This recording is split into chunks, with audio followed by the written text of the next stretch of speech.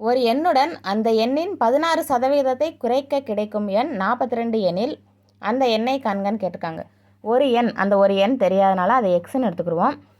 ஒரு எண்ணுடன் அந்த எண்ணின் 16%, ஒரு எண்ணு அதே எண்ணில் 16%, அதே எண்ணில் 16%, 16%னா நம்ம சதவிகிதத்தை பின்னமாக எழுதும்போது 100ஆல் வகுக்கணும்.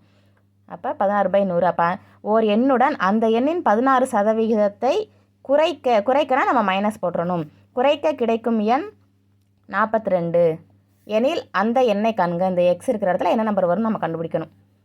இப்போ எக்ஸ் மைனஸ் 16 பெருக்கல் எக்ஸு 16xன்னு வந்துடும் பை 100 = 42. இப்போ இந்த மாதிரி இருந்தால் நம்ம என்ன பண்ணுவோம், 100ஓட இந்த எக்ஸை பெருக்கணும், பெருக்கி வர ஆன்சரோட மைனஸ் பண்ணணும். அப்போ 100ஓட எக்ஸை பெருக்குனா 100x மைனஸ் 16x பை 100 = 42. இப்போ 100xலேருந்து 16xை மைனஸ் பண்ணால் என்ன வரும், 84x வந்துடும் பை 100 = 42. இப்போ நமக்கு எக்ஸு தான் தேவை, ஆனால் 84xன்னு இருக்குது. அப்போ அந்த 84x அப்படியே வச்சுக்கிட்டு 42 வகுத்தலில் உள்ள 100 வந்து இந்த பக்கம் போச்சுன்னா பெருக்கல் 100ஆக மாறிடுமா. அப்போ 42ஓட 100 பெருக்குனா 42, இந்த 2 0 சேர்த்துணும் 4200. இப்போ நமக்கு எக்ஸ் தான் வேணும். எக்ஸ் = 4200 பெருக்கல்ல உள்ள 84 இந்த பக்கம் வரும்போது வகுத்தல் 84ஆக மாறிடும்.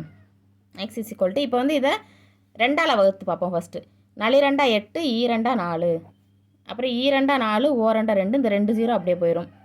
அடுத்து 3ஆல் வகுத்த 14 3 42, 7 3 21, இந்த 0 0 வந்துடும் அப்படியே. அடுத்து 14, 7 14, 7 7 0 0 வந்துடும். அடுத்து 2 2, 52 100. அப்போ எக்ஸோட வேல்யூ 50, அந்த எண் 50.